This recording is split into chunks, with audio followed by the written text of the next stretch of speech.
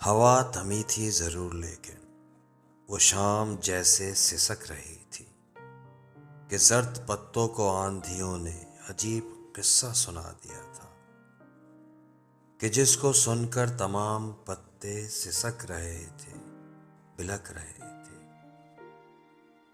न जाने किस सानहे के गम में शजर जड़ों से उखड़ रहे थे।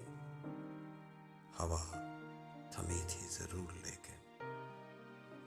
बहुत तलाशा था हमने तुमको, हर एक रास्ता, हर एक वादी, हर एक पर्वत, हर एक घाटी, कहीं से कोई खबर ना आई।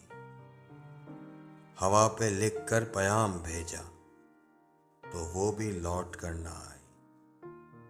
तो हमने ये कहकर दिल को टाला, हवा थमेगी तो देख लेंगे, हम उसके रास्तों को ढूंढ लेंगे। मगर हमारी ये खुश ख्याली जो हमको बर्बाद कर गई थी कि हमसे ताखीर हो गई थी। हवा थमी थी जरूर लेकिन बड़ी ही मुद्दत गुजर चुकी थी। फलक पे तारे नहीं रहे थे, गुलाब पारे नहीं रहे थे।